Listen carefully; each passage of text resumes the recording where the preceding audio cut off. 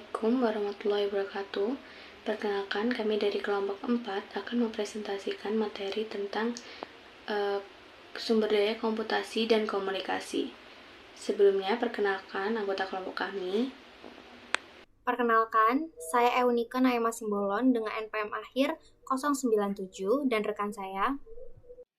Perkenalkan, nama saya Andrian Dwi Pastia dengan NPM terakhir 133. Dilanjutkan dengan rekan saya. Perkenalkan, nama saya Kaifis Ahmada, NPM akhir 143.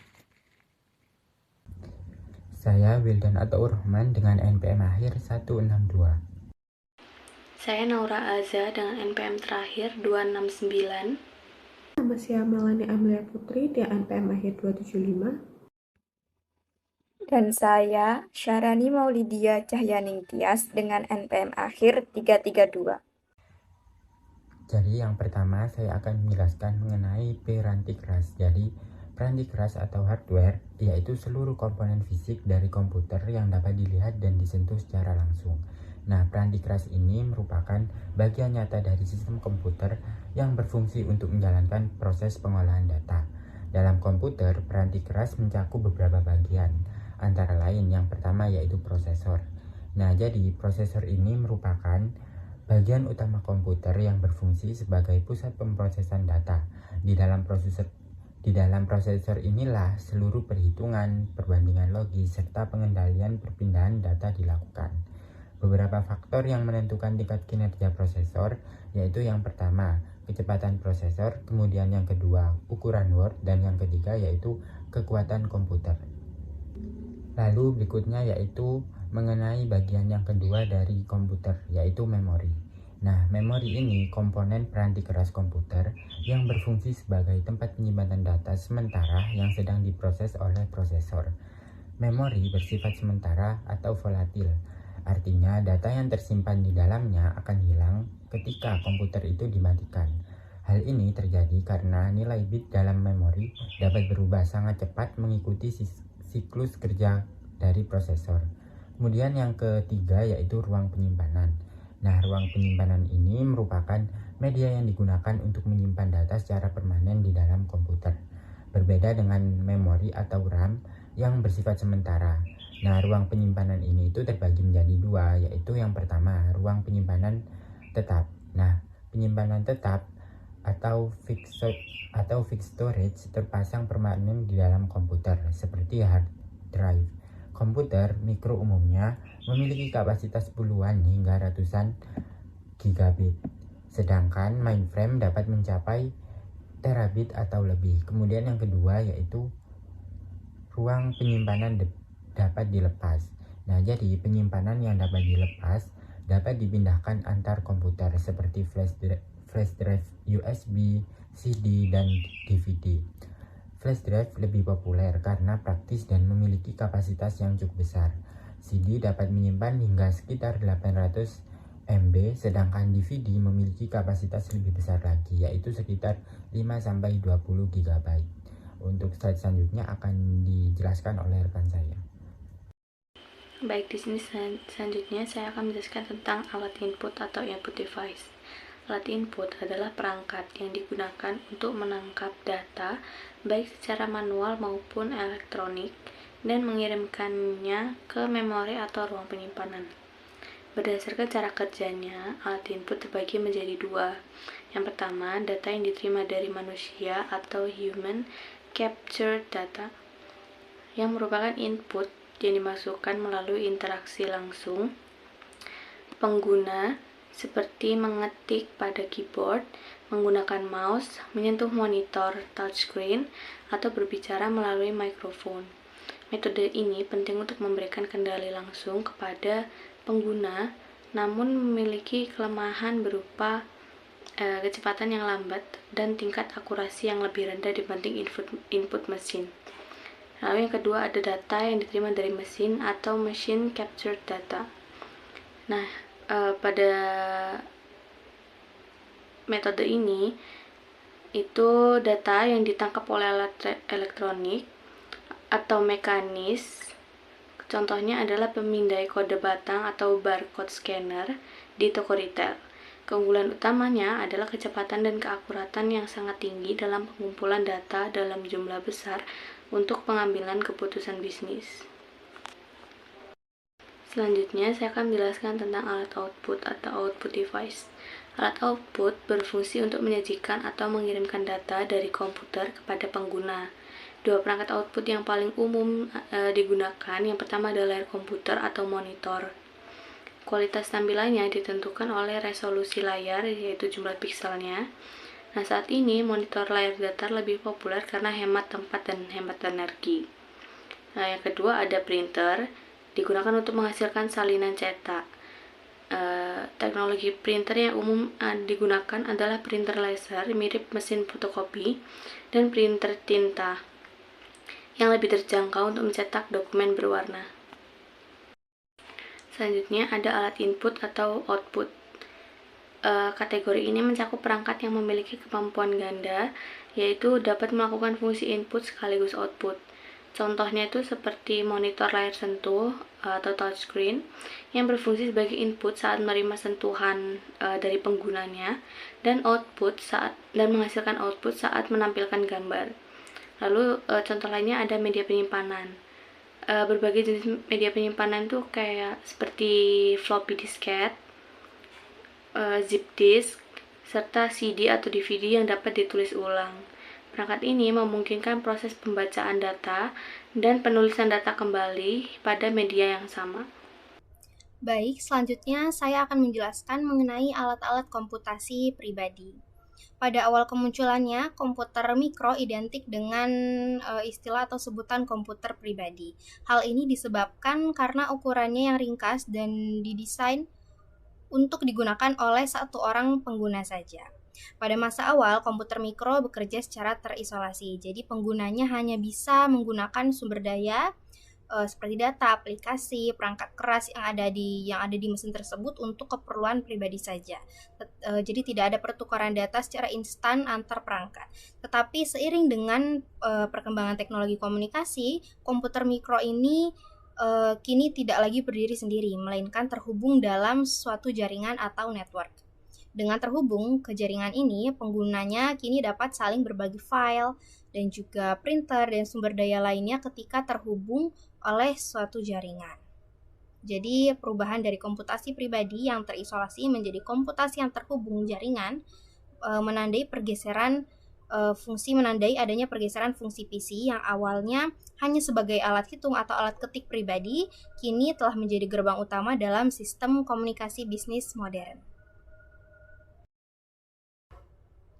Di sini salah satunya adalah telepon seluler dengan pesan dan video interaktif. Telepon seluler saat ini telah berkembang melampaui alat komunikasi suara menjadi perangkat komputasi dasar yang mendukung efisiensi bisnis, di mana perangkat ini mampu menampilkan serta menyimpan pesan teks, gambar, bahkan video hingga video interaktif melalui sistem input keypad dan layar tampilan yang fungsional. Selain itu, peran strategisnya dalam dunia profesional terlihat dari fitur-fitur pendukung seperti pengelolaan daftar kontak yang sangat mendetail, di mana di situ sudah mencakup nama, alamat, hingga email, serta fitur agenda dan alarm yang membantu manajer maupun seorang profesional dalam mengatur jadwal pertemuan serta koordinasi kerja secara lebih terorganisir. Selanjutnya, selain telepon seluler dengan pesan dan video interaktif, ada telepon seluler cerdas atau yang kita kenal saat ini dengan sebutan smartphone. Sebuah telepon seluler dikategorikan sebagai telepon cerdas atau smartphone ketika telepon ini memiliki kemampuan untuk menjalankan seluruh rangkaian pekerjaan yang biasanya dihubungkan dengan komputer mikro. Ciri-ciri utamanya meliputi integrasi fitur agenda dan daftar kontak yang mendalam, akses web, serta penggunaan keyboard fisik untuk mempermudah input data. Seperti di buku ada beberapa contoh, itu seperti Treo atau BlackBerry. Itu keunggulan utama dari perangkat Treo dan BlackBerry ini terletak pada kemampuannya untuk mensinkronisasikan seluruh informasi pribadi dengan komputer mikro, serta mengakses jaringan nirkabel organisasi untuk mengambil data langsung dari basis data perusahaan melalui suatu server khusus. Lebih jauh lagi, teknologi ini juga mendukung konsep kantor maya. Jadi kantor maya ini melalui fitur namanya Voice over Internet Protocol yang menekan biaya panggilan serta penggunaan protokol GSM yang memberikan konektivitas global secara nyata. Meskipun seluruh kemampuan canggih ini memerlukan biaya, layanan data yang cukup tinggi setiap bulannya. Sekarang kita masuk ke bagian jaringan rumah. Jadi kalau kita lihat di sekitar kita, saat ini jaringan komputer rumah itu sudah menjadi suatu kebutuhan standar. Bahkan popularitasnya juga hampir menyamai televisi kabel. Intinya dengan adanya infrastruktur internet berkecepatan tinggi di rumah, kita sebagai pengguna itu jadi bisa menghubungkan banyak perangkat sekaligus dan saling berbagi sumber daya secara lebih efisien. Jadi satu koneksi internet itu tidak hanya dipakai oleh satu orang saja, tetapi seisi rumah atau seluruh anggota keluarga yang ada di rumah juga bisa menggunakan koneksi internet ini. Di sini yang pertama ada akses internet broadband. Jadi kita biasanya menggunakan modem kabel atau DSL untuk membawa akses internet cepat ke dalam rumah. Selanjutnya pemasangan modem atau router. Jadi untuk membagi koneksi internet ke banyak komputer, kita menggunakan router nirkabel. Jadi modemnya itu disambung ke router. Setelah itu router itulah yang akan membagikan sinyal ke semua perangkat tanpa kabel. Lalu yang ketiga ada konektivitas perangkat. Jadi laptop sekarang rata-rata sudah punya akses nirkabel bawaan, tapi kalau pakai komputer desktop itu kita tinggal tambah aja adaptor nirkabel USB yang harganya relatif murah.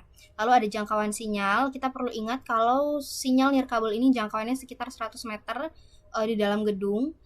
Karena sinyalnya bisa menembus dinding dan sampai keluar rumah, maka faktor keamanan juga sangat penting. Dan yang terakhir itu keamanan jaringan. Untuk mencegah adanya orang asing yang masuk ke jaringan kita wajib memasang kata sandi, password, dan juga mengaktifkan enkripsi WEP atau Word Equivalent Privacy. Enkripsi ini nantinya akan mengacak data kita menjadi kode rahasia supaya tidak mudah disadap atau dibaca oleh orang lain yang ada di sekitar rumah kita. Baik, selanjutnya yang terakhir yang tidak kalah penting adalah keamanan komputasi rumah. Seringkali kita menggunakan komputer mikro di rumah selama bertahun-tahun tanpa memikirkan aspek keamanannya. Padahal keamanan di komputer pribadi itu sama pentingnya dengan keamanan di tempat kerja. Di sini ada 3 aspek utama yang harus kita perhatikan agar data dan perangkat kita itu tetap aman, yaitu rutin melakukan pembaruan atau update, waspada terhadap serangan virus, serta melindungi diri dari spyware. Nah, di sini yang pertama itu pentingnya perbaruan atau update. Jadi kita itu harus rutin mengupdate, memperbarui sistem operasi seperti Windows dan peranti lunak aplikasi agar keamanan dan juga efisiensinya itu terjaga. Jadi mengupdate itu bukan hanya soal fitur baru, tetapi untuk menutup celah juga yang bisa dimasuki oleh hacker. Lalu yang kedua, ancaman virus dan worm. Kalau virus itu adalah program kecil yang menggandakan diri dengan menyisipkan diri ke dalam file atau program lain yang lama-kelamaan bisa mengambil alih sumber daya dari komputer kita. Lalu ada juga worm, di mana yang ini tuh mirip dengan virus juga, tetapi tidak perlu menempel pada file lain. Mereka bisa menyebar melalui jaringan dan menghapus file atau bahkan menyebabkan kemacetan pada sistem melalui serangan denial of service. Kemudian spyware. Spyware ini adalah program kecil yang mengawasi aktivitas komputer kita tanpa izin lalu melaporkannya ke pihak lain. Jadi kita harus menginstal peranti lunak antivirus dan anti spyware serta rutin melakukan scan dan update pada program tersebut. Baik, materi berikutnya yaitu mengenai software atau peranti lunak, yaitu merupakan salah satu komponen utama sumber daya komputasi bersamaan dengan hardware dan komunikasi. Software memungkinkan hardware untuk menjalankan tugas yang dibutuhkan organisasi. Software sendiri dibagi menjadi 2, yaitu sistem software atau peranti lunak sistem dan juga application software atau peranti lunak aplikasi. Yang pertama yaitu mengenai perangkat lunak sistem atau yang sering disebut sebagai sistem operasi atau operating system adalah program dasar yang diwajibkan ada agar komputer dapat digunakan, berfungsi untuk mengontrol operasi komputer, mengelola sumber daya hardware, menjadi antara perangkat keras dan aplikasi, dan juga tanpa sistem software komputer tidak dapat berfungsi. Perangkat yang kedua yaitu perangkat lunak aplikasi. Ini berfungsi untuk memproses data pekerjaan pengguna. Terdapat 3 kategori utama dalam perangkat lunak aplikasi. Yang pertama yaitu perangkat lunak siap pakai atau pre-written atau off-the-shelf application software. Yang kedua yaitu perangkat lunak custom atau custom application software. Dan yang ketiga yaitu perangkat lunak buatan pengguna atau user-written software.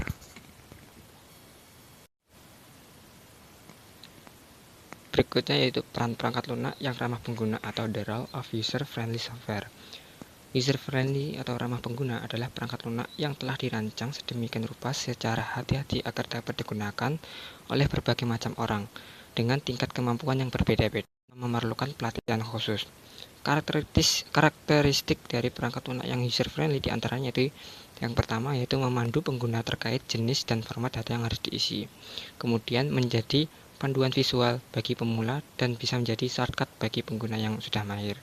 Kemudian membantu pengisian data agar lebih rapi dan struktur, memberikan solusi spesifik tepat di letak kesulitan pengguna, dan yang terakhir yaitu menggunakan icon standar umum sehingga mudah dikenali tanpa perlu menebak-nebak. Oke, next selanjutnya saya akan membahas mengenai komunikasi, di mana komunikasi ini adalah kecepatan transmisi data antar komputer yang berlangsung melalui sistem telepon publik, seringkali lebih lambat daripada ketika komputer tersambung melalui jaringannya sendiri. Kabel yang menghubungkan kedua koneksi sama, namun kebanyakan jaringan komputer beroperasi ratusan kali lebih cepat daripada koneksi yang melewati sistem telepon publik.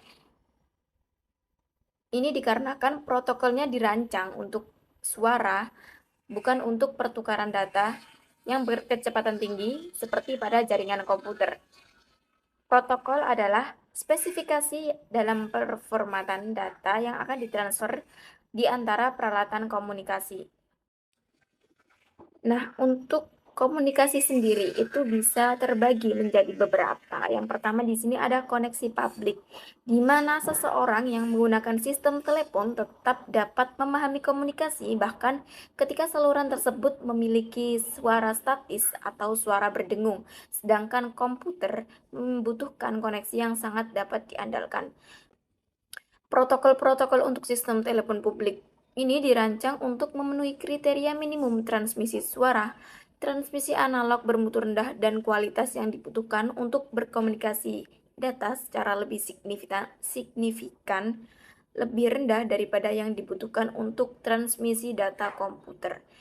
Sinyal-sinyal digital komputer dan kecepatannya yang tinggi berada di luar jangkauan dari tujuan awal protokol telepon. Nah, untuk koneksi publik sendiri itu mempunyai suatu alat penghubung yang dinamakan dengan modem. Di sini tertulis 2 macam. Yang pertama yaitu model telepon, di mana model ini menghubungkan sekitar setengah komputer rumah ke internet pada kecepatan 56 Mbps. Untuk modem telepon sendiri memiliki 2 protokol, di mana yang pertama ada jaringan layanan digital terintegrasi atau Integrated Service Digital Network atau disingkat dengan ISDN. Di mana di sini ISDN memiliki kecepatan sebesar 128 kbps hingga 1,5 Mbps. Untuk ISDN sendiri adalah sebuah koneksi dengan menggunakan saluran telepon standar sebagai saluran terpisah yang masing-masing berkomunikasi pada kecepatan 64 kbps. Saluran-saluran ini digabungkan sehingga gabungan dasar dari 2 saluran akan menghasilkan kecepatan komunikasi sebesar 128 kbps.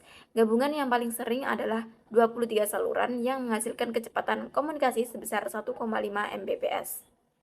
Nah, kemudian ada protokol yang kedua yaitu saluran berlangganan digital atau Digital Subscriber Line. biasanya disingkat dengan DSL. Nah, DSL ini memiliki kecepatan 32 Mbps. DSL ini merupakan teknologi yang serupa dengan ISDN, tetapi lebih canggih dalam mengambil keuntungan dari kemampuan kecepatan berkomunikasi saluran telepon. Terdapat versi yang lebih baru, yaitu XDSL, di mana XDSL ini mencapai kecepatan hingga 52 Mbps. Untuk protokol selanjutnya yaitu ada modem kabel, di mana modem ini tersambung ke internet melalui kabel koaksial yang umumnya digunakan untuk menerima siaran televisi kabel dan memiliki kecepatan sebesar 2 Mbps, tetapi biasanya hanya mampu mencapai 512 kbps saja. Kecepatan transmisi ini tidak hanya bergantung pada kemampuan teknis modem kabel, namun jika pada batasan kecepatan yang ingin dikenakan oleh perusahaan kabel. Kapasitas transmisi maksimum dari kebanyakan modem kabel adalah 11 Mbps, namun hanya sedikit perusahaan kabel yang memperkenalkan kecepatan tersebut. Kemudian jaringan yang lambat dalam melacak pengiriman dan penerimaan data dari setiap peralatan telepon ke peralatan telepon berikutnya dapat dihilangkan. Di sini ada teknologi mode pengiriman yang tidak sinkron atau asynchronous transfer mode atau ATM, di mana dia menawarkan dua karakteristik yang memperbaiki tingkat kecepatan transfer data, di mana yang pertama merupakan besarnya paket yang dikomunikasikan menjadi lebih kecil jika dibandingkan dengan protokol-protokol untuk sistem telepon sebelumnya, sehingga memungkinkan paket-paket dari pengguna yang berbeda-beda melewati jaringan pada waktu yang bersamaan dan dapat dikelompokkan secara merata. Kemudian ada karakteristik yang kedua, di mana meningkatnya kecepatan dari 25 hingga 155 Mbps, bahkan peralatan ATM dapat digabungkan 16 saluran menjadi satu untuk menghasilkan kecepatan transfer hampir sebesar 2,5 juta bit per detik. Oke, next selanjutnya yaitu ada saluran pribadi, di mana saluran pribadi ini merupakan suatu sirkuit yang selalu terbuka untuk lalu lintas komunikasi. Saluran ini juga memiliki tujuan untuk dipergunakan dan sudah disediakan oleh penyedia layanan umum. Di sini terdapat dua saluran pribadi yang populer, di mana yang pertama ada saluran T1 dan kedua ada saluran T3. Nah, saluran T1 ini memiliki kecepatan transmisi maksimum sedikit di atas 1,5 Mbps. Saluran ini sering kali digunakan oleh organisasi-organisasi bisnis dengan lalu lintas komunikasi data yang tinggi. Kemudian saluran T3 ini dapat mentransfer data pada kecepatan 43 Mbps. Saluran ini juga biasanya dipergunakan oleh para penyedia layanan internet. Nah, karena keduanya merupakan kumpulan dari 64 Mbps, saluran T1 dan T3 dapat dikomplekskan, jadi mereka dapat dipecah menjadi jalur-jalur komunikasi yang terpisah, sama seperti membagi sebuah jalan tol menjadi beberapa jalur. Untuk selanjutnya yaitu ada jaringan pribadi maya atau virtual private networks, di mana saluran pribadi ini biasanya lebih mahal dikarenakan lebih terjamin keamanannya. Saluran pribadi ini juga lebih cepat daripada transmisi internet yang aman. Kecepatan yang tinggi ini disebabkan oleh adanya faktor bahwa kebenaran pesan yang dikirimkan menggunakan internet dan diperiksa pada beberapa titik ketika peralatan telepon melewatkan pesan melalui beberapa link yang terdapat pada jaringan. Nah, bagaimana jika Anda dapat menikmati keamanan dan kecepatan saluran pribadi, namun tetap dapat mempergunakan jaringan internet yang berbiaya rendah? Nah, untuk jaringan pribadi maya sendiri atau Virtual Private Network, biasa disebut dengan VPN, adalah jawaban dari pertanyaan tadi. Untuk mengimplementasikan FPN, organisasi perlu mengadakan yang namanya kontrak dengan penyedia layanan internet yang menggunakan peranti lunak tunneling. Nah, untuk perangkat lunak tunneling sendiri itu apa sih? Peranti lunak tunneling ini sebenarnya hanya menciptakan seperangkat lokasi-lokasi perantara peralatan telepon yang akan menyelenggarakan transfer komunikasi data tertentu. Tunneling ini secara konsep serupa dengan membuat satu sirkuit pribadi bagi beberapa milidetik waktu yang dibutuhkan untuk mengirimkan data. Privasi tetap terjaga karena tunnel tersebut tidak dibuat kecuali jika komputer pengirim dan penerima saling mengonfirmasikan kebenaran masing-masing. Kecepatan juga tetap terjaga karena setelah komputer pengirim dan penerima mengakui kebenaran, tidak ada lagi alasan untuk melakukan pengujian kebenaran oleh masing-masing peralatan telepon. Ketika jaringan mengirimkan setiap paket data melalui media komunikasi, biaya yang rendah tercapai karena perusahaan tidak perlu membayar saluran komunikasi pribadi yang ditujukan untuk setiap titik akhir. Yang keempat ada komunikasi jaringan. International Organization for Standardization atau ISO didirikan pada tahun 1946. Organisasi ini menciptakan arsitektur standar interkoneksi sistem terbuka atau OSI bagi koneksi-koneksi jaringan. OSI terdiri atas model 7 lapisan, yaitu lapisan yang pertama merupakan lapisan fisik untuk menyimpan dan mengambil data dari media jaringan. Lapisan kedua yaitu lapisan link data untuk memindahkan data dari satu alamat jaringan ke alamat jaringan yang lain. Lapisan yang ketiga yaitu lapisan jaringan untuk mengedarkan data dari satu alamat jaringan ke alamat jaringan yang lain. Lapisan yang keempat yaitu ada lapisan transport untuk menjamin integritas pengiriman data dari ujung ke ujung. Lapisan yang kelima yaitu ada lapisan sesi untuk membuat dan memelihara saluran komunikasi. Lapisan yang keenam yaitu ada lapisan presentasi untuk mengelola konversi penyajian data, dan lapisan ketujuh yaitu lapisan aplikasi untuk melaksanakan komunikasi aplikasi ke aplikasi. Next, yang kelima itu ada protokol untuk komunikasi komputer.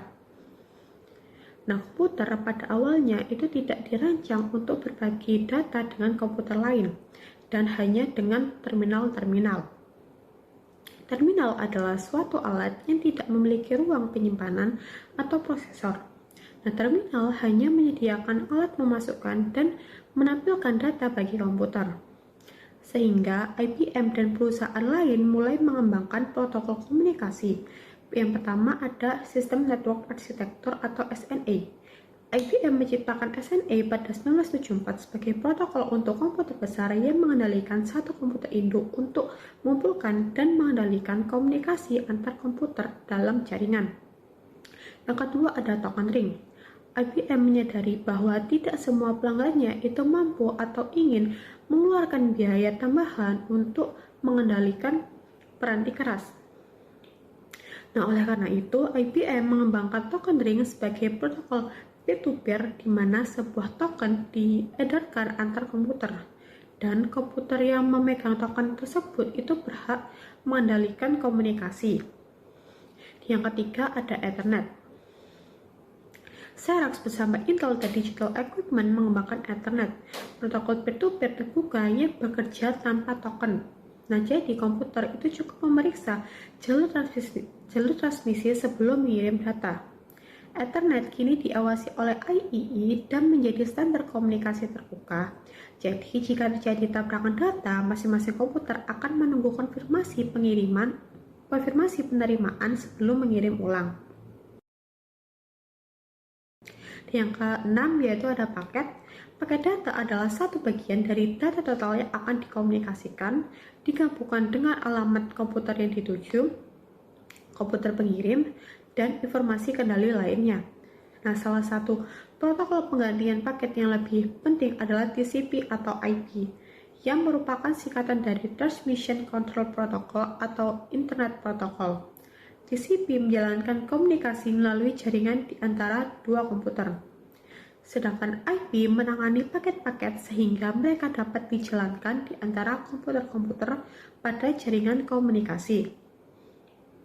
Dan yang terakhir atau yang ketujuh yaitu ada alamat jaringan internet. Ketika menjalankan paket-paket di internet, maka akan dipergunakan alamat IP. Nah, alamat IP adalah 4 bagian kumpulan angka yang masing-masing antara 0 hingga 255 yang dibesarkan oleh titik. Bagian-bagian alamat tersebut akan menunjukkan jaringan, host, subjaringan, atau komputer yang sedang dituju.